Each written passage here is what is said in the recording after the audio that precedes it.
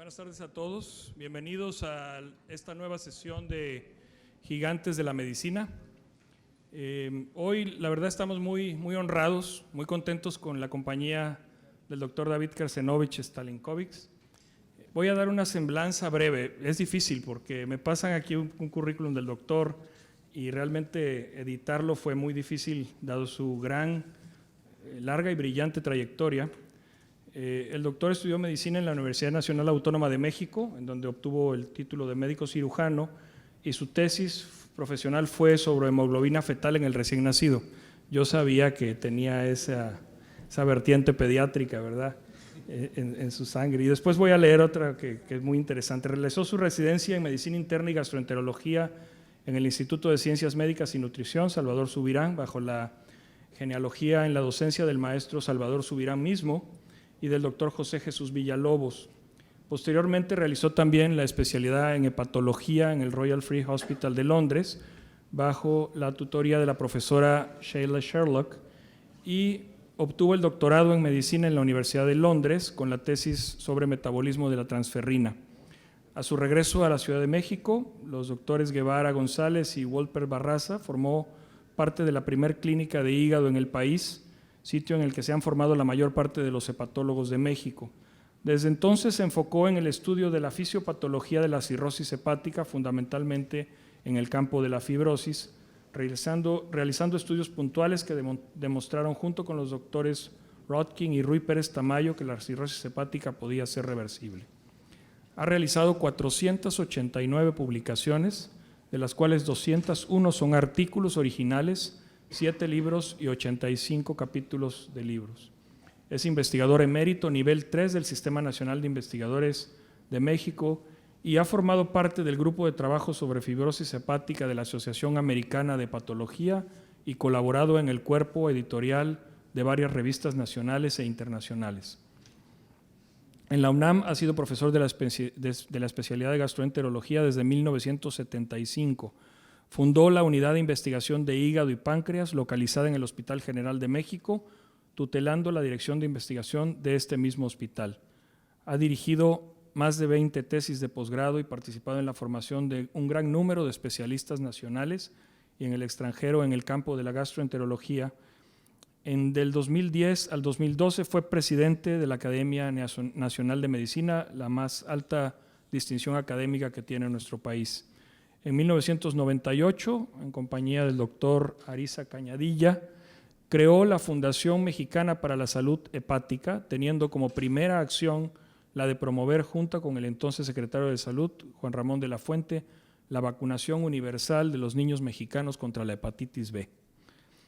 En 2011 y 2012 fue nombrado secretario del Consejo de Salubridad General y enfocó su actividad fundamentalmente al diseño de medidas para la prevención de enfermedades crónicas no transmisibles. Ha recibido múltiples reconocimientos, entre los que destacan el Premio del Mérito Médico en 2014, el Premio de Investigación Miguel Otero Arce y la condecoración Eduardo Lisiaga, otorgados por el Consejo de Salubridad General del Gobierno de México. También el Premio Universitario de Investigación Clínica Dr. Donato Alarcón Segovia, otorgado por la Facultad de Medicina de la UNAM, y el Premio a la Investigación en Áreas de Ciencias Biológicas y de la Salud de la Universidad Autónoma Metropolitana y muchos otros más. Fue nombrado doctor honoris causa de la UNAM en 2015 y Premio Nacional de Ciencias en 2016. En el Instituto Nacional de las Ciencias Médicas y Nutrición Salvador Subirán fue jefe de servicio clínico por 30 años, desempeñando además otros cargos tales como coordinador de enseñanza, miembro del Comité de Ética e Investigación, jefe del Departamento de Gastroenterología, etc. Es miembro de número de la Academia de Ciencias Médicas del Instituto Mexicano de la Cultura, miembro honorario del Royal College of Physicians en Inglaterra y miembro de las Academias Nacionales de España y Cataluña. Consejero de la Comisión Nacional de Arbitraje Médico y miembro del Consejo Consultivo de la Comisión de Derechos Humanos. Actualmente, el doctor David Krecenovich desempeña su segundo periodo como director del Instituto Nacional de las Ciencias Médicas y Nutrición Salvador Subirán. Doctor, bienvenido al TEC de Monterrey, al TEC Salud, a Monterrey. Es un placer tenerlo con nosotros y sobre todo tenerlo con un amigo, gran colaborador del Tecnológico y de la Escuela de Medicina y de todos nuestros muchachos que se van formando. Bienvenido a nuestra escuela.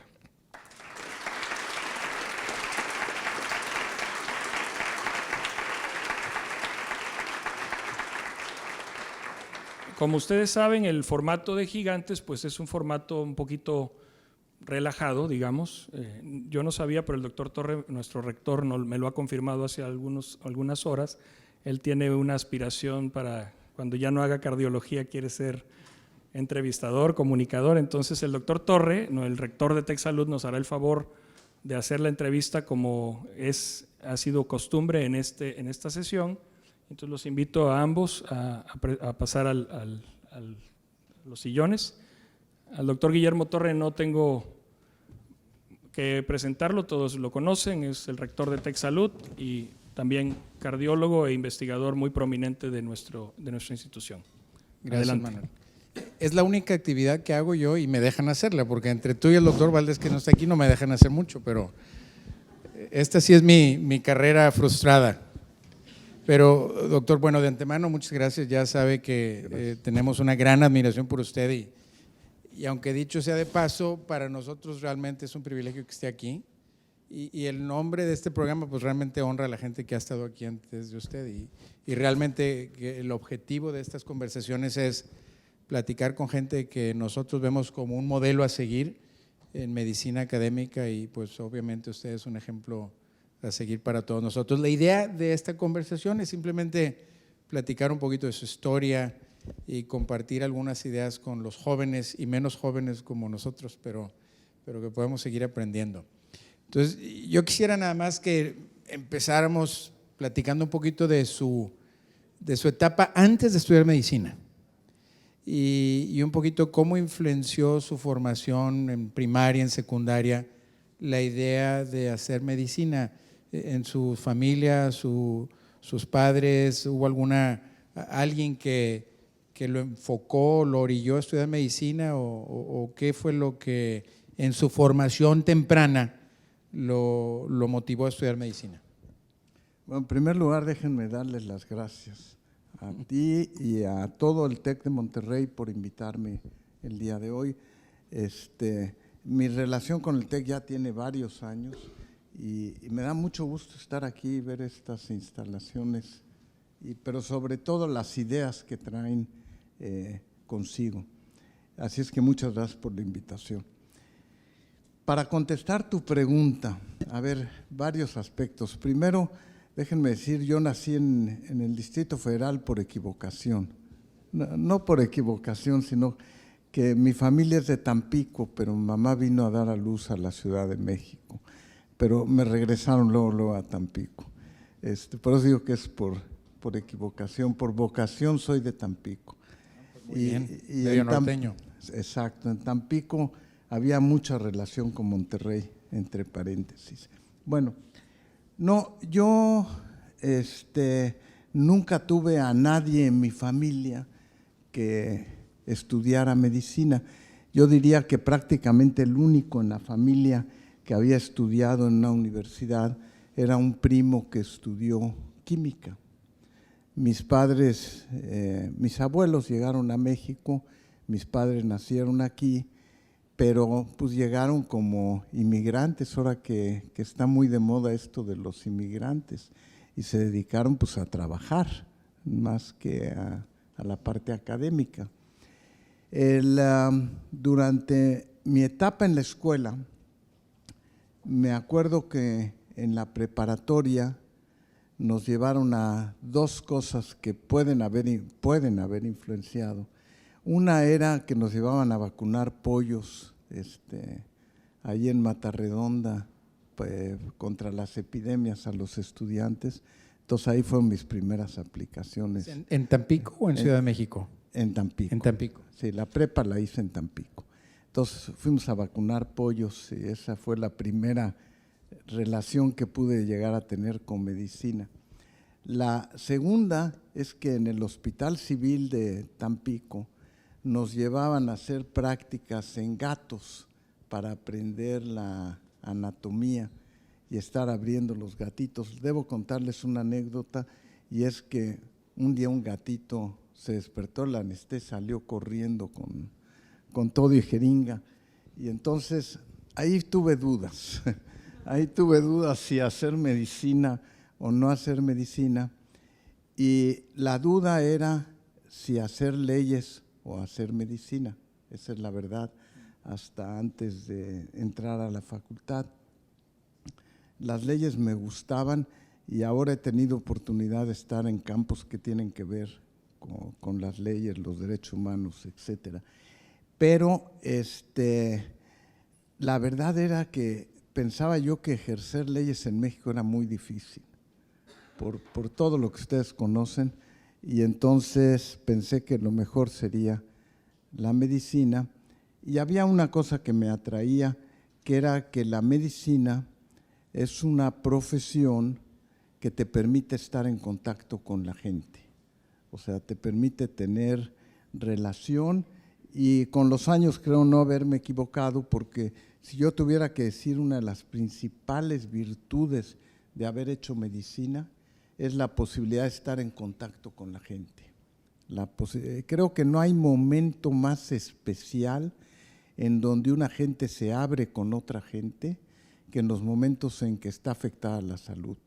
Entonces, en esos momentos, como que todos los frenos que uno puede tener para confesar o decir cosas, etcétera, son los momentos de mucha mayor sensibilidad. El ejemplo lo acabo de tener con un enfermo la semana pasada, que Eduardo sabe el caso, que es una persona que de repente tiene HIV, pero que no quiere que nadie de su familia sepa que tiene HIV. Pero a la única gente que se la puede confesar es a su médico. Entonces, pocas profesiones permiten una mayor sensibilidad que la práctica de la medicina. Son momentos muy especiales. Sí, bueno, yo creo que es un ejemplo muy importante, que a lo mejor muchos de los que hemos practicado hemos tenido ese tipo de interacciones con la gente. La apertura de la gente en el momento y la confianza nos da como una fortaleza o nos puede dar un empoderamiento que hay que aprender a manejarlo para lidiar con la gente. Yo creo que es un tema muy importante para recordar. Doctor, y luego al terminar la preparatoria se fue a México. Sí, al terminar la preparatoria no había escuela de medicina en aquel momento en Tampico. Había 3 posibilidades: o ir a Ciudad Victoria, donde había escuela de medicina, o venir a Monterrey, Pues es muy bueno, ¿no? La otra, o ir a la UNAM. Yo me decidí por irme a la UNAM, y no es porque quisiera que me raparan, pero me raparon. Pero sí, en ese momento decidí irme a la UNAM. Oye, y su experiencia en Tampico, creciendo en Tampico, y luego el contraste y la Ciudad de México, ¿su familia se fue también o se fue usted estudiante solo? ¿O No. se fue su familia a vivir a México? No, mi familia se fue más o menos 2 años antes de que yo me fuera. Yo me quedé en casa de mis abuelos a terminar en aquel entonces la preparatoria eran 2 años, no eran 3 años, y me quedé en Tampico y luego me regresé a México. Doctor, ¿su familia emigró de dónde? De Polonia. De Polonia. Sí. ¿Y vinieron después de la Primera o Segunda Guerra Mundial? No, vinieron después de la Primera Guerra Mundial. Después de la Primera Guerra Mundial. A México, sí. ¿Y se instalaron ahí en Tampico? Sí, porque ahí llegaron. Ahí llegó el barco donde venían, Exacto. seguramente, Y ahí llegaron. a trabajar. Exactamente. Perfecto. Sí. Entonces, de su familia, usted es la primera generación de, bueno, a lo mejor tenía antecedentes A lo mejor en tenía Polonia. antecedentes, pero yo los desconozco, porque después 2 de mis hermanos hicieron medicina, después 2 de sus hijos hicieron medicina, y luego 2 primos hicieron medicina. Ahora somos 7 con el apellido Kersenovich en medicina. Tiene un hermano Sí. cardiólogo, ¿verdad? El doctor también. Exacto. Menos famoso que él, ¿verdad? Pero No. bueno, no sé, la doctora conoce a su hermano, pero… Oye, Emanuel se nos pasó a comentar, estamos transmitiendo en vivo por Facebook Live, nueva tecnología, ¿verdad? ¿Maggie es Facebook Live o? Sí, entonces no sé, a lo mejor y luego también nos pueden hacer preguntas al final, pero estamos transmitiendo en vivo y tenemos los estudiantes en México y en Guadalajara que están también viendo esta plática, ¿verdad? Nada más quiero ahorita reconocer a los que nos están viendo a través de Facebook porque creen que no les ponemos atención, pero le estamos poniendo igual atención. Doctor, y antes de llegar a la UNAM, usted y yo ahorita estábamos platicando en la comida y dijo algo que yo también creo muy importante, que tener éxito en medicina hay que dedicarse completamente a medicina. Pero hay mucha gente que le gusta que la gente tenga un conocimiento muy amplio y diverso y otras actividades. Y yo le quería preguntar, ¿usted tuvo algún deporte o un hobby muy importante antes de estudiar la escuela de medicina? ¿Algo que le apasionara o le gustara como una distracción o un hobby? Sí, bueno, varios. Okay. Varios. Uno, me gustaba jugar fútbol. Jugué en las reservas del Tampico como medio, nada más con una condición que me ponía la familia.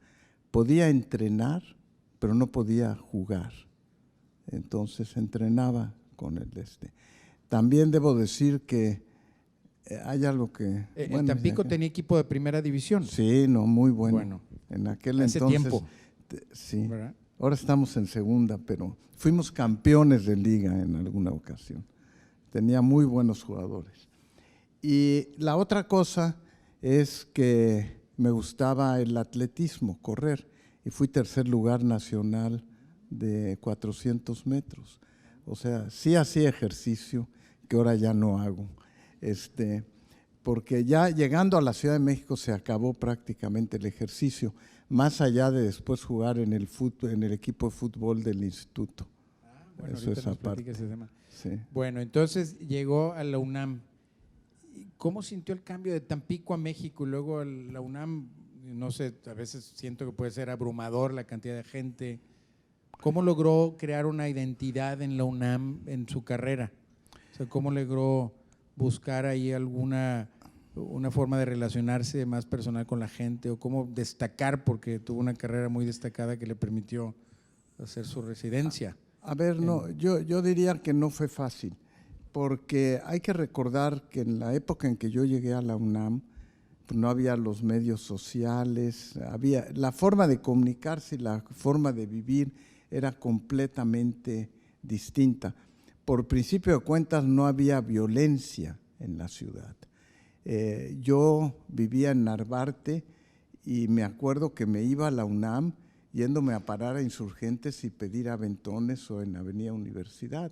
Era la manera en que un buen número de estudiantes nos desplazábamos para ir a la universidad.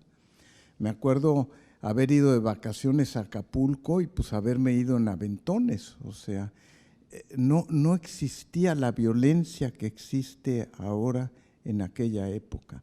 Entonces esa es una parte importante.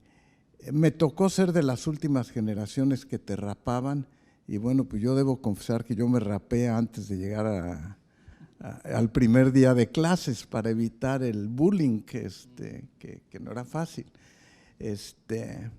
Pero eso pasó. El cambio fue muy dramático para mí. A ver, yo venía, según yo, de ser un buen estudiante en Tampico, pero cuando llegué a la Facultad de Medicina, mi primera sorpresa era que en la clase de anatomía te dejaban 20 hojas de estudiar. El sistema era completamente, ahora que lo ve uno para atrás, arcaico. Tenía uno el Quirós y tenía que leer 20 hojas y al día siguiente existía la posibilidad de que el profesor te dijera, a usted le toca, y era pasar a recitar las 20 hojas de anatomía. A mí me costó mucho trabajo. Yo debo confesar que el primer año prácticamente no salí ningún fin de semana, porque me costaba trabajo aprenderme 20 hojas memorizarlas, literalmente, memorizarlas. Y déjame decirte que no sirve, porque si ahora me preguntan no me acuerdo de nada. No, yo estoy de acuerdo. Oye, nada, man. Es un tema muy importante porque aquí desde que yo estudié medicina en el TEC en la primera generación, nunca nos dieron anatomía y era un pleito constante. Es más, la gente en la uni decía, es que allá no saben anatomía y aquí pues no había ni quien nos enseñara. Y realmente yo estaba extremadamente contento porque se me hacía lo más aburrido del mundo, pero tampoco creo que lo he extrañado. Cuando vienen los alumnos nuevos y ven que, ¿dónde está Jorge Valdés o Manuel? Aquí está Manuel. Y ven que el programa de nosotros no tiene la anatomía tradicional, a veces hasta los papás se quejan. ¿Cómo es posible que no tengan anatomía? Pero yo creo que es una materia arcaica. Bueno, si es que me da gusto que desde aquella época usted lo supiera. Debemos de grabar al doctor y ponerle en un clip así en el Facebook de la Escuela de Medicina. Pero bueno, interesante, doctor, porque ciertamente la educación ha evolucionado dramáticamente. Sí, pero era traumático. Ese fue el trauma más importante de llegar de la preparatoria en Tampico a la Facultad de Medicina de la Ciudad de México. Y luego, los siguientes años, ¿cómo le hace a alguien en la UNAM, con tantos alumnos y tanta gente, para destacar? Nosotros tenemos una escuela bastante chica, ahora un poco más grande, y tenemos diferentes, pero a fin de cuentas, más o menos los muchachos conocen a los profesores y uno más o menos ve, yo a lo mejor no tanto, pero Manuel más, y la verdad es más fácil tener contacto con la gente y puedes de alguna forma ayudar. O sea, en un lugar tan grande. Bueno, a ver, yo creo que nadie destaca en particular. Yo creo que la estancia en la UNAM prácticamente eran 2 años, porque después de los 2 años pasas por los hospitales.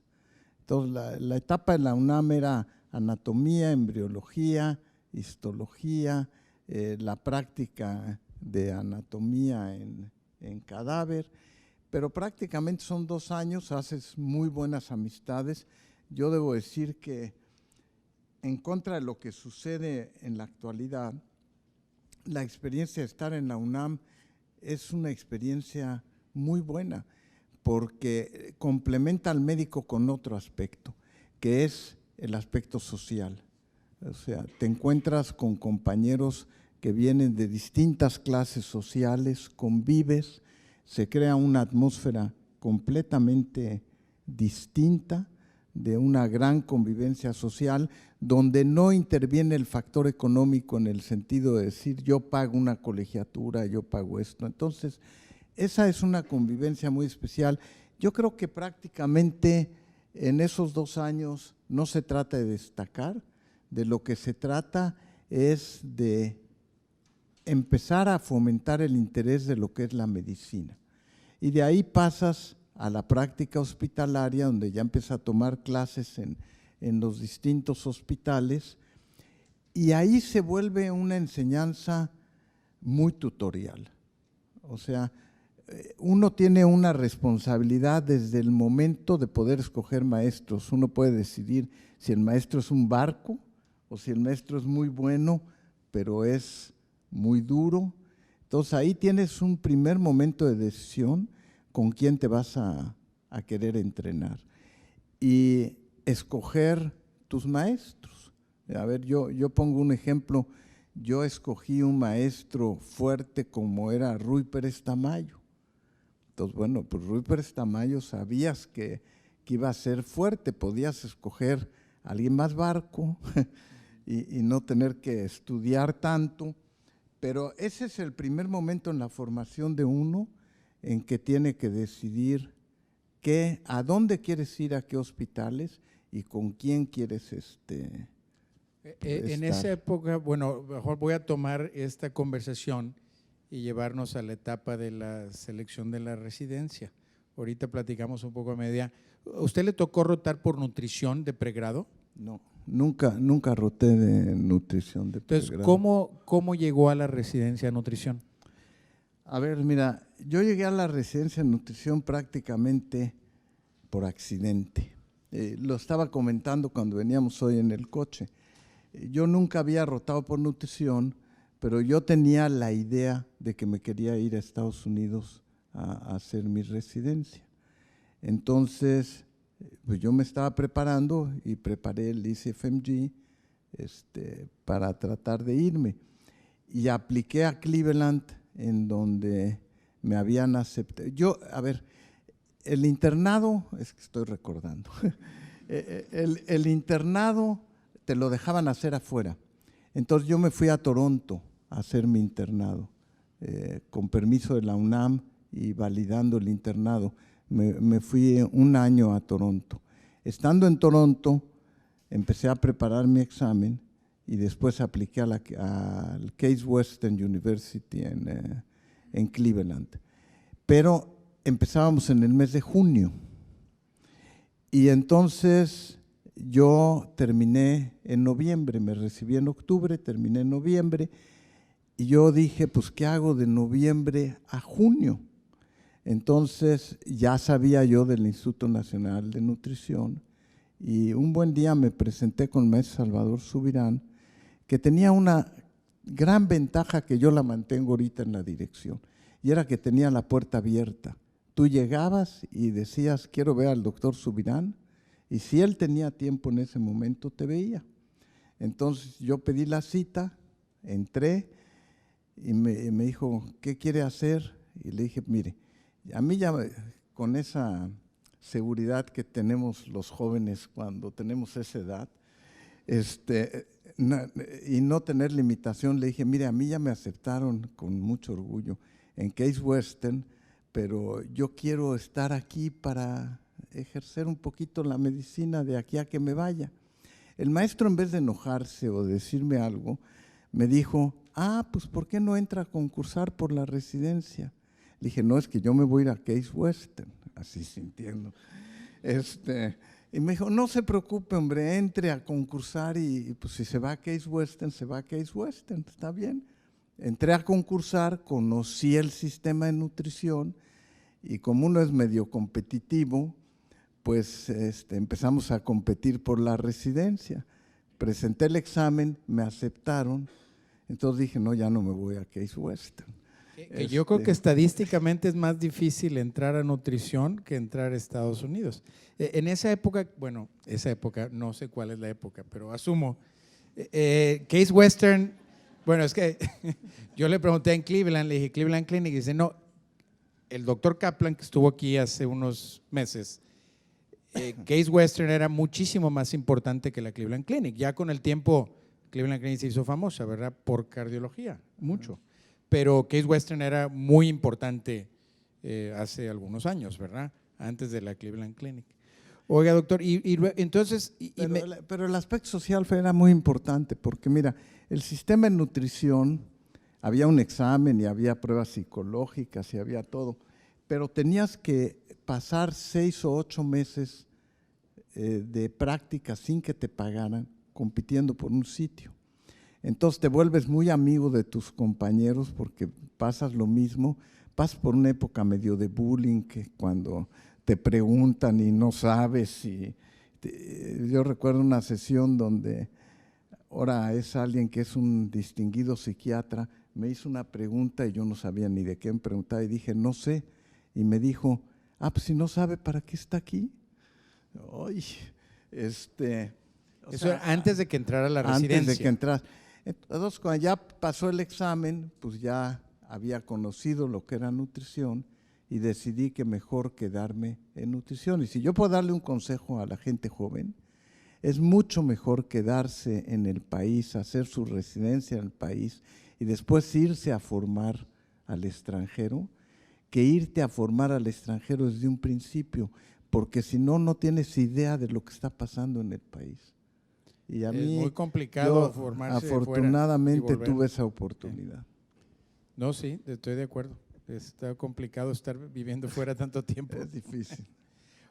A ver, doctor, y nutrición, pues obviamente es el sitio, y de hecho, pues muchos aquí vemos a nutrición como el lugar que queremos imitar en cuanto a la práctica, la academia.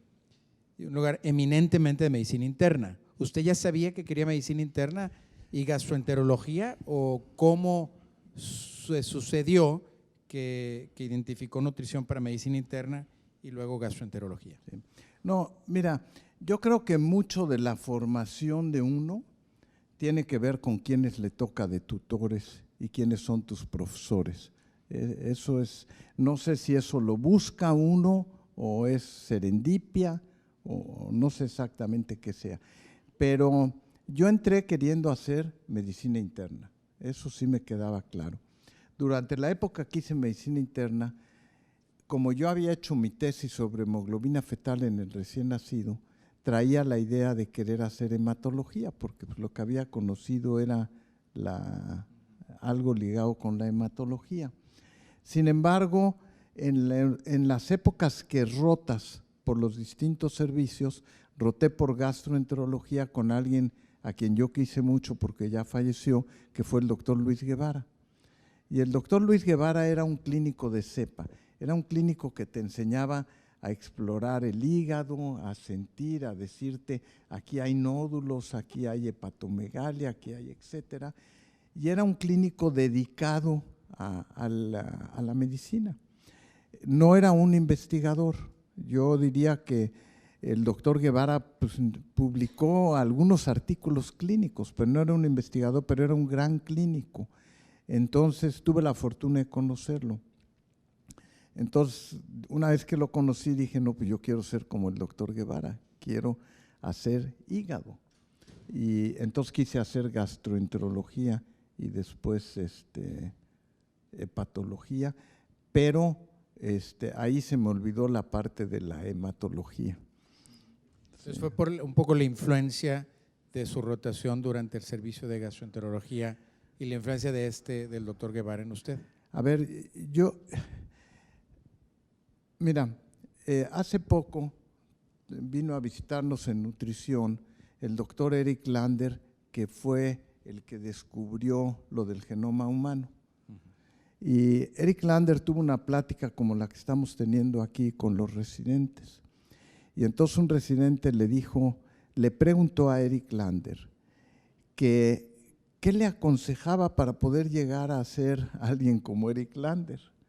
Y él le dijo, mire, ahí voy a la otra decisión que uno tiene que tomar en algún momento. Le dijo, lo que usted necesita es siempre buscar a un tutor que sepa quién es. Dice, usted no va a ver a cualquier médico, usted pregunta si el médico es bueno, si el médico tiene capacidad, averigua un poco. Entonces, yo creo que mi vida profesional ha estado marcado por varios tutores que de alguna forma he podido acercarme a ellos. Y cada uno de ellos ha dejado una influencia. El primero que dejó una influencia marcada en mí fue el doctor Luis Guevara. Y esa influencia fue vital para decidir estudiar gastroenterología y hepatología. ¿Y su paso en Inglaterra? ¿Ahí tuvo alguien que fue también su mentor? Tuve después 2 mentores que fueron.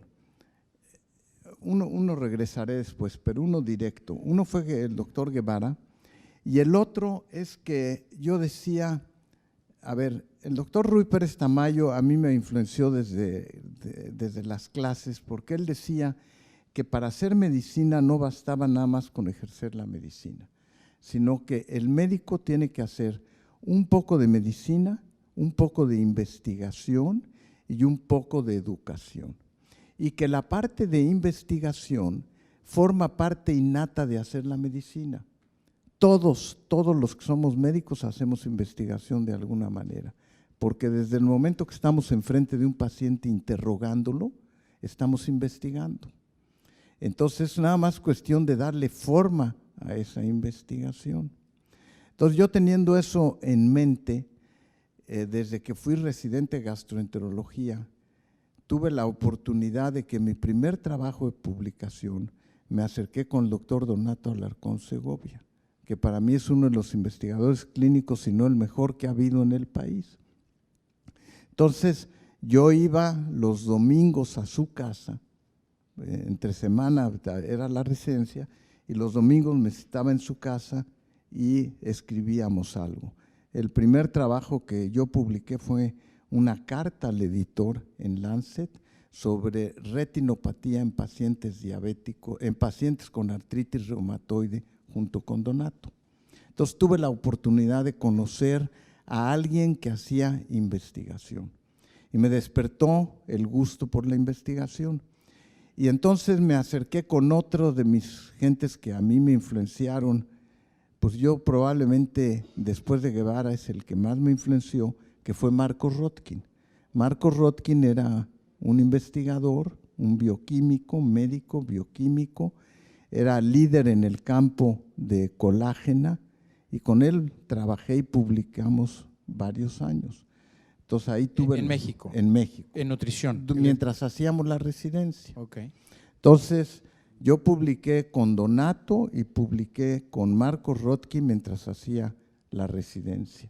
Y sí da tiempo, a pesar de que uno esté residente. Sí da tiempo de hacer pequeñas cosas en investigación, pero da tiempo. Y después me fui a hacer hígado, y en hígado pues tuve otra gente que me marcó en la vida, que fue la doctora Sheila Sherlock, que era en aquel entonces el líder de hígado en Estados Unidos, era el doctor Hans Popper y la doctora Sheila Sherlock en Europa. Y entonces pues aprende uno muchas cosas con esos tutores. Entonces ese grupo de gentes con las que tienes oportunidad de relacionarte se vuelven muy importantes en marcar tu vida profesional, y también incluso en la parte personal, pero en la parte profesional se vuelve gente muy importante. Doctor, yo creo que este es un tema muy importante, cómo hacer investigación clínica en México. O sea, su carrera es un ejemplo de algo que nosotros quisiéramos repetir 1000 veces. Y la pregunta es, ¿qué se necesita como persona para tomar la decisión de hacer investigación clínica? ¿Y qué recursos necesitamos en el ambiente donde nos desenvolvemos para que eso se pueda dar? Bueno, voy a tomar la pregunta al revés, voy a contestar lo de los recursos. A ver, yo siempre he pensado que los recursos no es una limitante. Siempre lo he pensado, porque uno dice, es que si no me dan un grant grande para hacer investigación, yo no puedo avanzar en mi investigación. Y no es cierto. Yo creo que la parte más importante para hacer investigación es tener ideas originales y atreverte a pensar en ideas originales. El soporte económico llega de alguna manera y puedes hacer investigación a veces. A ver, en nutrición, que tú ahorita decías, el 70% de la investigación que se hace en nutrición no está apoyada por grants. Son estudios que el clínico hace por sí solo, junta casuística, decide hacer algunos exámenes, etcétera, y crea investigación. Y el otro 30% es el que queda apoyado por grants para hacer ya investigación más de fondo. Pero no es limitante. Lo que es verdaderamente limitante es tener el deseo de investigar y segundo, pensar out of the box, o sea, fuera de… Y no tener miedo a equivocarte. A ver, yo siempre he hecho la investigación que yo he hecho, nunca me ha causado angustia, nunca me ha causado prisa. Me puedo tardar en publicar, no me preocupa, no me presiona, la veo como un complemento a la práctica clínica.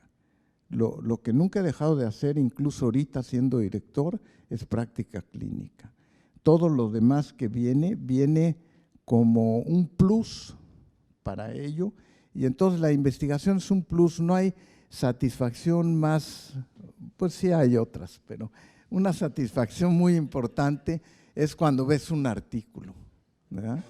Y yo cuando vi, por ejemplo, un artículo mío en el New England Journal of Medicine, dije, híjole, aquí ya me puedo retirar. No es cierto. O sea, sigues queriendo hacer investigación. Ahora, yo me referí un poco a los recursos, a lo mejor no necesariamente económico, doctor, pero el ambiente. A ver, yo le hago una pregunta hipotética. Si hubiera quedado en Tampico, no quiero usar Oaxaca porque a veces uso mucho ejemplo de Oaxaca. No, Tampico está peor. Bueno, ahorita sí.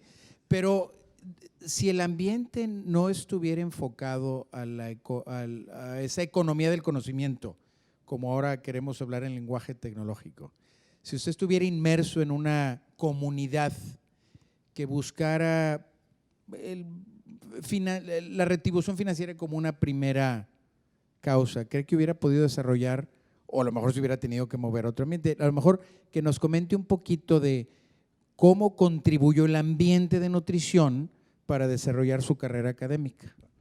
A ver, sin lugar a dudas, el ambiente en nutrición a mí me marcó. Eso no tengo la menor duda. Ahora vamos al caso hipotético de que no hubiera estado en nutrición. A ver, yo creo que mi primera motivación era con los pacientes. Yo debo decir que quienes me conocen saben que yo hacía visitas a domicilio en la noche, en la madrugada, sábado, domingo, no me importaba. También quienes me conocen saben que aún en la actualidad soy capaz de ir a ver un enfermo sábado o domingo a su casa si sé que ya no puede salir, etc. Una de las experiencias mejores que puede tener un médico es visitar a un paciente en su domicilio, porque así como el paciente se abre con uno, no hay mejor manera de conocer a un paciente que cuando vas a una visita a domicilio, porque en ese momento comprendes su ambiente, comprendes en qué condiciones está, etc. A mí me fascina el ir a las visitas a domicilio. Ya no se puede tan fácil, ya no se puede. Pero yo creo que si no hubiera tenido el ambiente en nutrición, sí creo que hubiera seguido disfrutando el aspecto clínico de hacer medicina y sí hubiera hecho investigación, pero de otro tipo. O sea, reporte de casos, serie de casos. No veo por qué tenga que ser… Nutrición me marcó, o sea, de eso no tengo la menor duda. Pero no creo que hubiera sido distinto si me hubiera quedado en Tampico. Algo hubiera… Y yo tengo muchos amigos que hacen investigación estando en provincia y en sitios alejados. Yo sí creo que el médico debe de intentar hacer algo de investigación. Si no hace investigación, yo creo que no está completo el sentido. Sí la hace, porque la hacemos todos los días. Cuando uno interroga a un paciente, está haciendo investigación. Y además, la verdad sea dicho, a ver, no me van a dejar mentir aquí, yo creo que uno llega al diagnóstico en los primeros 5 minutos, o por lo menos ya tiene una idea de por dónde va, y luego ya le sigues. Hay casos difíciles donde tienes que pedir tomografía, resonancias, pero por lo menos tú ya tienes idea de por dónde vas. Doctor, usted cuando estaba de residente, ¿se imaginaba la carrera de investigación como la tuvo y se imaginaba ser director de nutrición? No me lo imaginaba. Yo comentaba hace un rato en la comida, yo estaba dedicado a hacer mis cosas, no estaba pensando en querer ser director del instituto, ni querer ser nada. Lo que quería es una satisfacción personal de ejercer la medicina, de investigar. Y déjenme decirles otra cosa. A ver, yo creo que todos los que estamos aquí, todos los médicos, tenemos una actividad educativa. ¿Por qué? Porque el residente de tercer año le enseña al residente de segundo año, el de segundo le enseña al de primer año, el de primer año le enseña al interno, el interno le enseña al alumno de medicina. Todos hacemos algo de enseñanza. La medicina se aprende, es muy importante.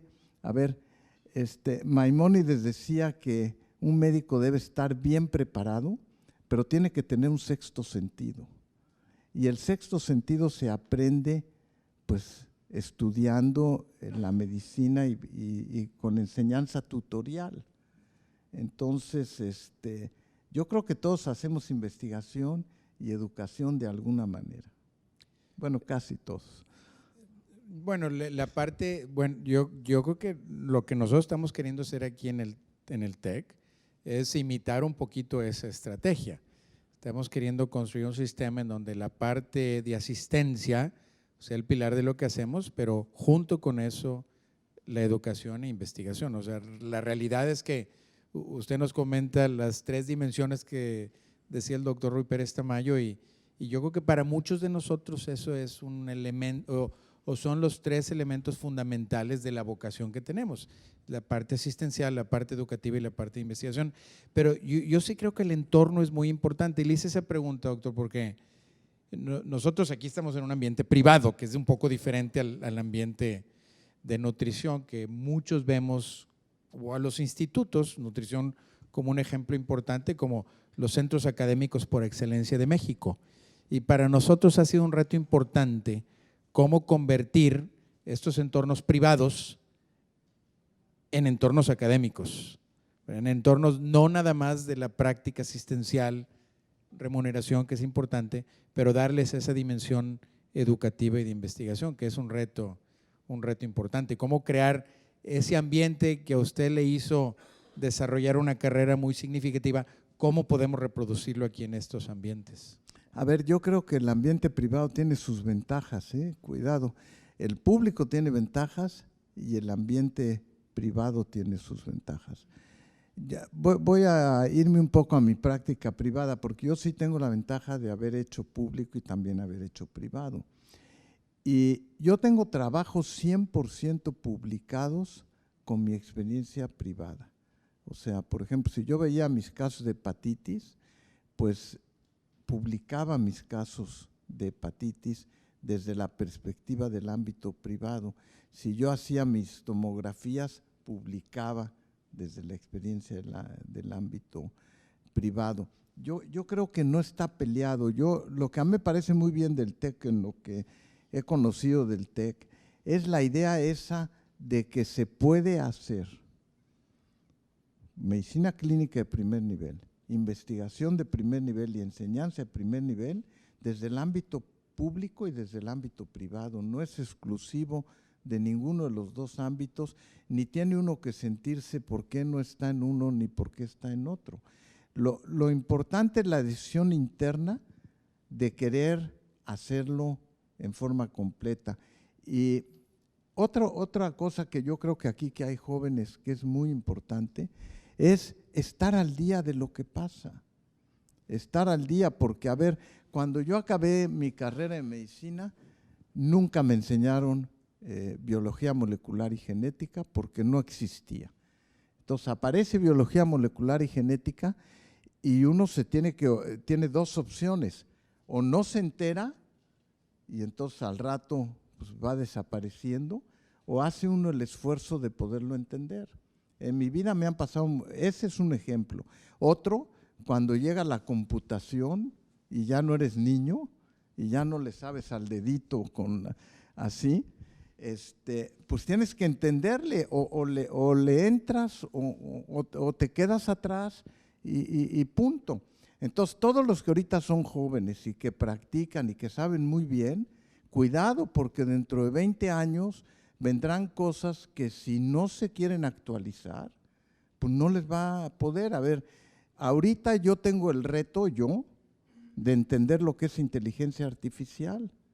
Pues mucho más los jóvenes que están aquí, porque en 10 años vamos a estar hablando de inteligencia artificial y vamos a estar hablando de la aplicación de células madre, etcétera. Entonces, hay que entender que la carrera de medicina, como pocas, es de educación médica continua, y que la enseñanza que nos dan los maestros en la escuela de medicina es nada más enseñarte a estudiar, porque el resto es un compromiso personal. Doctor, en la comida platicamos de qué se necesita para ser exitoso. Usted, o comentamos el ejemplo de un colega suyo, un endocrinólogo que vino aquí la semana pasada, y que usted dice, es que el doctor Aguilar es lo único que hace, se dedica a eso día y noche. ¿Por qué no nos comenta un poquito en ese sentido? ¿Qué cree usted que es la receta de éxito para tener un éxito clínico, de educación y de investigación? ¿Qué es lo que usted diría que es la característica más importante? A ver, yo creo que la característica más importante es compromiso con lo que haces. A ver, si tú eres escritor, o si eres un chofer de taxi, o si eres lo que quieras, o eres un médico, tienes que asumir que esa es tu profesión. Y que si esa es tu profesión, tienes que tratar de que la mayor parte de tus actividades giren alrededor de eso. Eso No quiere decir que no leas, que no tengas hobbies, que no te distraigas, que no tengas familia. O sea, todo eso ayuda a redondear la vida personal de cualquier persona. Pero la actividad que hemos escogido como médicos, esa es nuestra actividad. Y yo te comentaba en la comida que lo menos que yo espero es que alguien que estudia medicina o que está ejerciendo o que es residente o que está en la medicina ya practicando, pues lo menos que uno quisiera es que lea el New England Journal of Medicine cada semana y que sepa qué está pasando, aunque no entienda. Por ejemplo, yo no entiendo de neurología o de pulmón, pero por lo menos ojeo y veo el título y saber qué está pasando. Entonces, son compromisos personales. Y yo, por ejemplo, les comentaba que en un libro que el doctor Juan Ramón de la Fuente, siendo director de la Facultad de Medicina, nos pidió a 100 gentes escribirle un consejo a los estudiantes, yo ponía que lo único que yo me arrepiento, habiendo sido estudiante de medicina, es que mis profesores no me hayan dicho que leyera revistas de medicina. O sea, que nomás me aprendiera el Quirós de memoria y que no leyera revistas. Y en Londres, cuando yo estuve, yo veía que los estudiantes de medicina semanalmente leían y sabían los temas.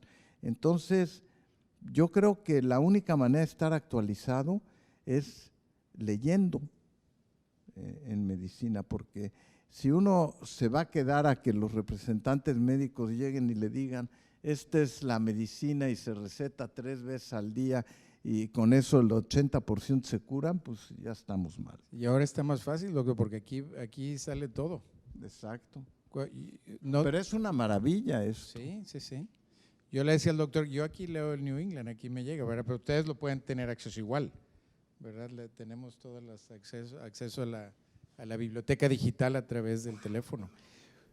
Doctor, vamos prácticamente hacia el final de la plática y ahorita quiero dejar un poquito de oportunidad para preguntas, ya sea los que nos están viendo en vivo por Facebook o aquí al auditorio, ya tiene Manuel. Pero antes de terminar, para hacer las preguntas, yo quisiera preguntarle, que no platicamos esto anteriormente, yo creo que hay un reto importante en el país para crear ambientes que favorezcan esta cultura de práctica médica académica, tanto en lo privado como en lo público. Y teniendo usted el liderazgo de una institución que vemos nosotros como el modelo a seguir o un prototipo de una fábrica de producción de gente con espíritu académico en medicina, ¿qué cree que sea el reto más importante en México para lograr que estimulemos a gente joven, como los estudiantes y residentes que están aquí, o jóvenes médicos que han terminado, para hacer una carrera académica en medicina? O sea, ¿por qué no tenemos 1,500 doctores Kersenovich? Pues yo no sé por qué, pero… Bueno, no, sí, pero entiendo la pregunta. A ver, yo creo que lo primero es que cada quien en lo individual tiene que quedar firme con el compromiso de que quiere ser médico. Y yo creo que si una vez uno tiene claro que quiere ser médico y quiere formarse y ya se formó como médico y ya recibió un título profesional como médico, tiene que entender que esa es su profesión y se tiene que comprometer con su profesión. El médico adquiere una responsabilidad. Yo cada vez que hablo con las gentes jóvenes que se reciben, he tenido oportunidad de hablar, le digo, están adquiriendo una responsabilidad porque la gente les va a confiar. O sea, eso es una responsabilidad. Lo que incide para que eso no ocurra y que pueda haber un ambiente mucho más redondo y completo son una serie de cosas que sí comenté, que es, por ejemplo, yo creo que los salarios en la parte pública son algo que debería ser mucho mejor. Eso quizá en la práctica privada no, el aspecto salario y la remuneración ya no es tan importante, pero en aquel que se dedica nada más a la práctica privada, no se debe de olvidar que no va a haber nada que le dé más satisfacción que ejercer bien la medicina. Y que el ejercer bien la medicina no nomás es la parte remunerativa, sino es también hacer un poco de investigación, también hacer un poco de enseñanza. Yo creo que la posibilidad de ligar lo público con lo privado para mí es muy atractivo, muy atractivo. En países como en Estados Unidos, lo público y lo privado no tienen mayor importancia, están ligados en los dos sentidos y uno puede hacer las dos cosas sin ningún problema. Yo creo que no hay ningún médico y ninguna profesión mejor que la medicina en los aspectos que voy a mencionar, no es de vocación. A ver, ¿qué otra profesión es tan noble que te permite que puedas empezar de nada a empezar a ganar o tener dinero para por lo menos vivir dignamente? Lo único que necesitas es un escritorio, una mesa de exploración y puedes empezar a ver enfermos. Y puedes empezar a ver enfermos y tener satisfechas tus necesidades. Y el médico es una profesión que no le importa si se devalúa el peso o no se devalúa el peso, los enfermos siempre van a estar. Entonces es una profesión muy noble, es verdaderamente muy noble y hay que asumirla de esa manera. Ahora hay que asumirla con ética, hay que asumirla con responsabilidad, hay que asumirla con interés al paciente. Si el paciente se abre, pues uno también tiene que ser bien consciente de esa responsabilidad que está adquiriendo con el paciente. Yo creo que hay que olvidarnos de lo público y lo privado. Aquí de lo que se trata es que en cualquier ámbito en que estés puedas ser exitoso. Y para ser exitoso lo único que requieres es compromiso contigo mismo. Porque yo no me considero ni el más brillante ni el menos brillante. Lo que yo me considero es alguien que ha ejercido la medicina con gusto. Y creo que ese es el secreto más importante de quien ejerce la medicina. La medicina te da oportunidades culturales que en muchos… Si ustedes se fijan, hay pocas profesiones que tengan un ámbito cultural tan importante como el de la medicina. Te da muchas oportunidades de contacto, le aprendes mucho a la gente. Si tú te sientas y hablas con alguien que se dedica a las artes, aprendes de pintura, aprendes de muchas cosas. El médico tiene que tener un ámbito cultural, porque si no tiene un ámbito cultural, pues tampoco puede ser pleno en el diálogo con sus enfermos. Entonces son pocas las profesiones y además, ¿con quién tiene contacto el médico? ¿Tiene contacto con los pacientes? Perfecto, pero también tiene contacto con sus pares médicos. Y al tener contacto con sus pares médicos es muy enriquecedor, porque en medicina, como en pocas profesiones, los médicos cooperamos con los otros médicos. Si yo te pregunto una ayuda en un diagnóstico, tú me la vas a dar de buena fe, no me la vas a dar como un abogado que dice, pues tú vas por acá y yo por acá, porque lo que yo necesito es amolarte. Entonces, no, la medicina de veras es un ámbito muy enriquecedor con tus propios compañeros de trabajo, en que tú puedes ir y pedirle consejo al que quieras y te lo va a dar. Entonces, tiene un ámbito cultural, tiene un ámbito de cooperación, tiene un ámbito de franqueza, como pocas profesiones. Oye, doctor, usted tiene una visión de medicina muy importante que yo creo que quisiéramos tener todos en el país. Le voy a hacer una pregunta cargada, pero usted al principio dijo que la única otra carrera que le gustaba era leyes. Usted está en un lugar muy importante en México. Lo vemos como aspiracional, relevante y de influencia. Si le pregunta, y hay elecciones el año que entra, si le preguntaran, si lo invitaran a ser secretario de salud, ¿tomaría ese reto? Yo creo que no. Yo creo que no porque… ¿Por qué no? Bueno, espera, déjame Bueno, es que lo voy a empujar un poquito, ¿verdad? No, pero déjame comentar. Yo creo que para cada lugar que yo he estado, por lo menos, o que uno ha estado, es necesario irse preparando y tener capacidad de pensar. Yo creo que ser un secretario de salud implica no nada más ser buen médico, buen investigador, etcétera, sino que requiere práctica, requiere tener conocimientos sanitarios, requiere tener salud global, tiene que tener muchas cosas para llegar a ser un buen secretario. Yo tengo mi candidato. Pues hay consultores para eso. ¿Tiene su candidato? ¿Quién es? No. Pues depende de quién vaya a ganar. Ese me lo reservo. Depende de quién vaya a ganar las Depende de elecciones. quién vaya ¿verdad? a ganar la elección. Bueno, yo quería probarlo porque yo creo que se necesita gente pensante, no que no tengamos, de hecho tenemos muy buenas personas, o hemos tenido, pero se necesita gente que tenga una visión de salud diferente. A ver, lo que yo sí creo es ¿qué se requiere para un secretario de salud, a mi manera de ver? Se requiere alguien que entienda lo que es la medicina, porque comentábamos hace unos momentos a la hora de la comida, y aquí hay un reto muy importante para los jóvenes. La transición epidemiológica que está teniendo el país es muy importante, y cada vez sabemos gente que tenemos más de 60 años de edad, yo ya lo superé, entonces cada vez tenemos gente que tiene más de 60 años de edad. La capacidad hospitalaria se va a saturar de gente con edad mayor. Y necesitamos un modelo en donde podamos atender a los pacientes en su domicilio. Y eso es un reto, y quien sea secretario de salud lo va a tener que enfrentar.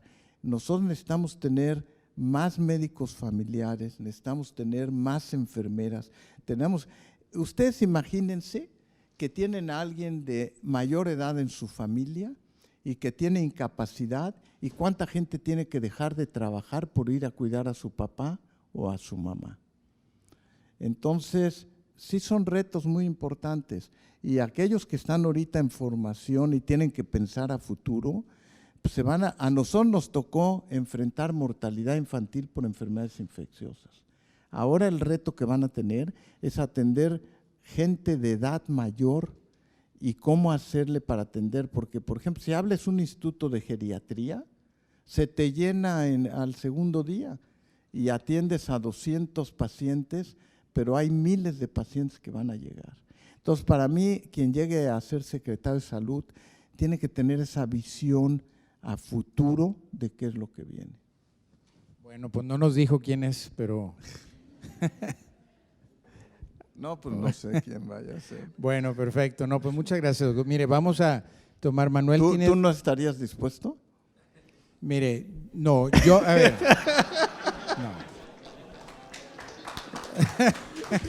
No, espérame. No, yo creo que es, a ver, está más hipotética, porque de Monterrey, a menos que se haga el Bronco. No, ¿quién sabe? ¿Quién sabe? No, pero mire, yo fuera de broma, yo personalmente siento una responsabilidad que mucha otra gente, no nomás yo, debe de compartir, que creo que cuando estás en alguna posición en donde puedes hacer influencia, es una responsabilidad social trabajar por el bien de México. Sí, eso Y sí. yo volví de Estados Unidos por eso. Yo creo que hay mucha gente que tiene esa oportunidad. Si a mí algo sucediera, yo no estoy peleado con el tema, no estoy activamente buscando hacerlo. Pero yo sí creo que es una responsabilidad para…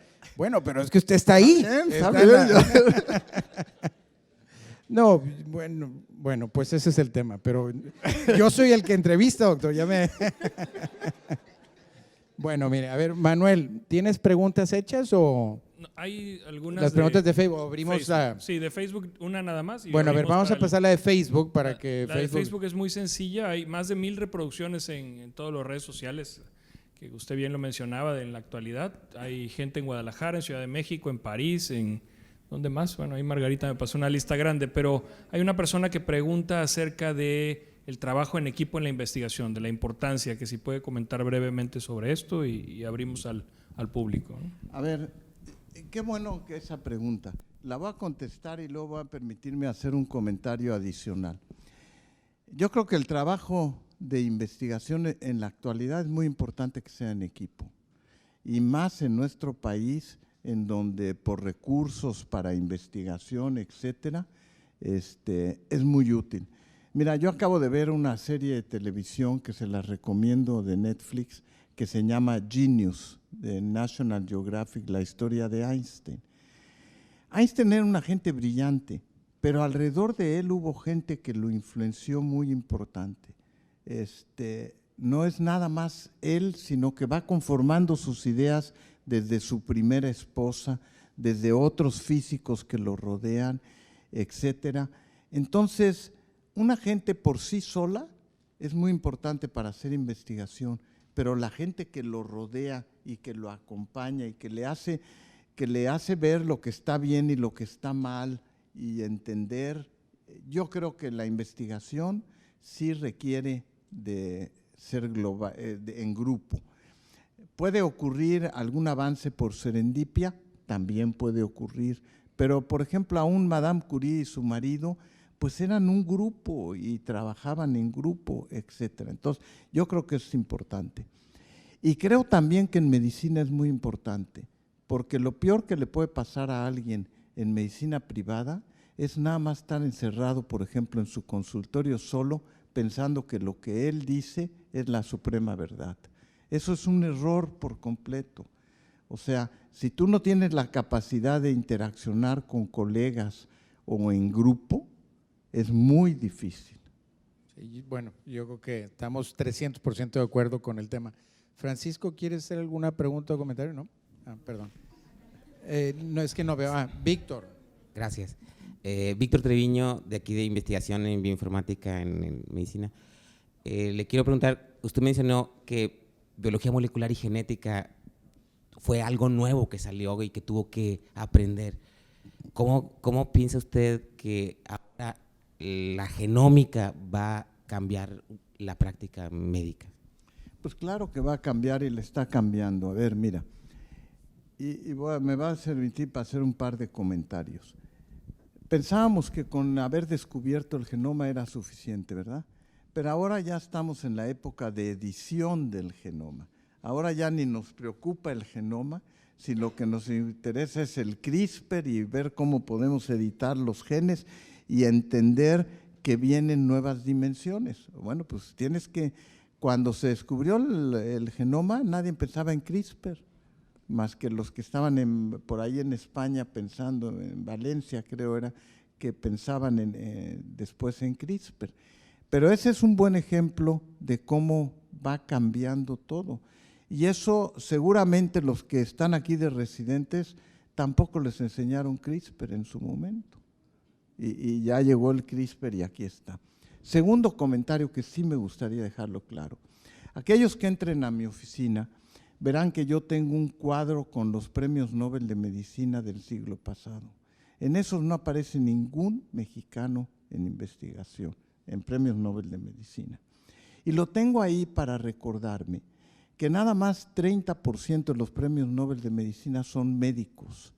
El 70% vienen de áreas distintas, de ingeniería, de matemáticas.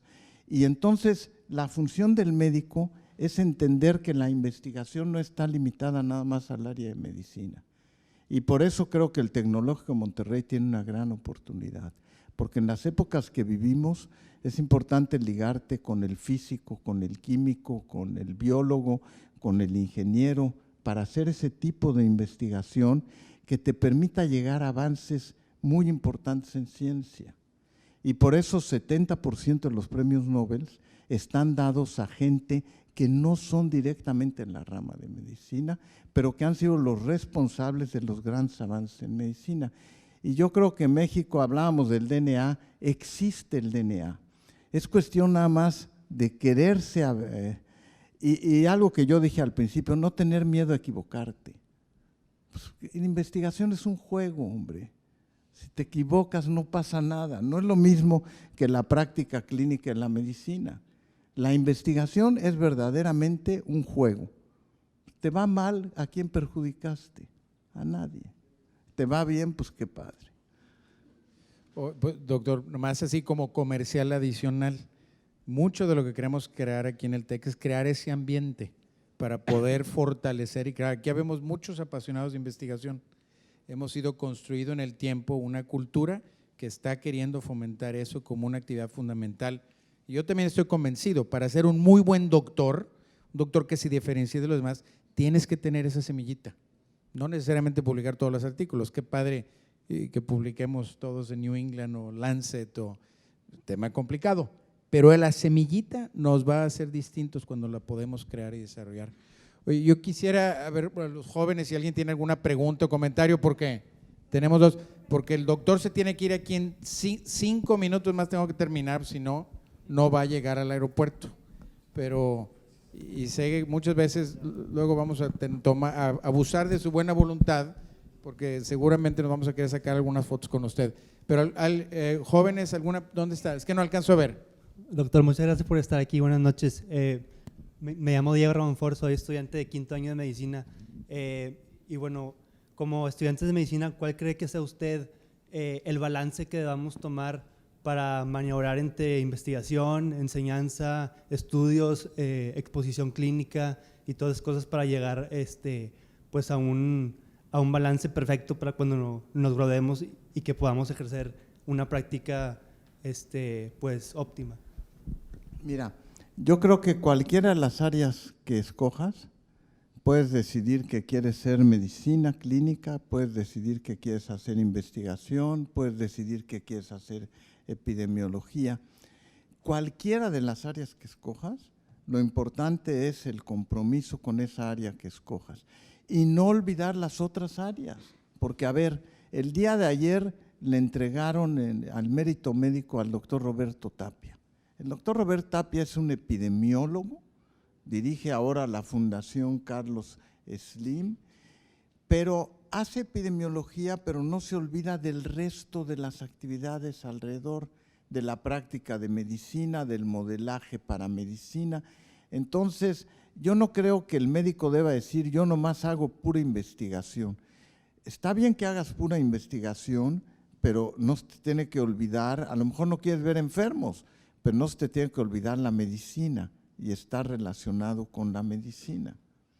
Entonces, yo creo que tú irás encontrando tu propia vocación en cuál de las ramas quieres ser, pero no tienes que olvidar ninguna de las otras.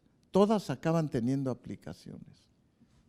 Me acabo de dar cuenta que ya son las 7:20. Yo creo que, doctor, con esta pregunta vamos a terminar y yo sinceramente le agradezco su tiempo y esfuerzo porque para alguien tan ocupado sacarlo un día de México no está fácil y nos dedicó todo el día ahora aquí a nosotros. La verdad, nuestro profundo agradecimiento y tiene usted aquí su casa y esperamos seguir trabajando y colaborando con médicos de nutrición, con usted en particular y que juntos vamos a ver quién va o cómo vamos a hacerle para cambiar o para continuar fomentando una mejor estrategia de formación y de salud en México. Vamos que el TEC y nutrición a hacer más cosas en conjunto. Muchas gracias y pues les recuerdo que ya empezamos a hacer algunas colaboraciones y yo espero que rindan frutos pronto. Claro. Gracias. Muchas gracias.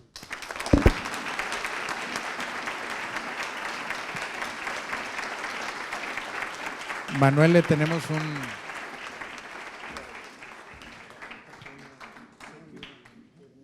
es un pequeño obsequio, es la biografía de don Eugenio Garzazada que nosotros lo usamos aquí como un ejemplo muy importante de cultura y valores a seguir. No es médico, pero una persona con muchos valores, principios y gran altruismo a la comunidad. Fíjate, es otra de las cosas de ventaja en medicina.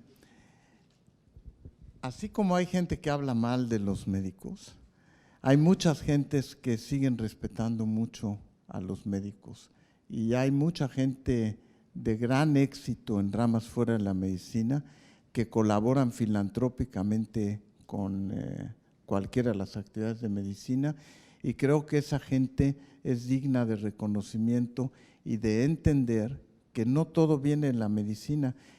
Alguien que hace filantropía en medicina está cumpliendo también una labor social muy importante. Muchas gracias.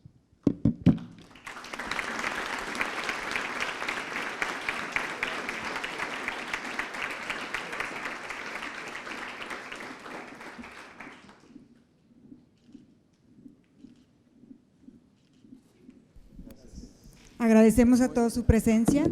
A nombre de TechSalud, los esperamos en el próximo Gigantes de la Medicina el 7 de noviembre a las 7 de la noche. Muy buenas noches.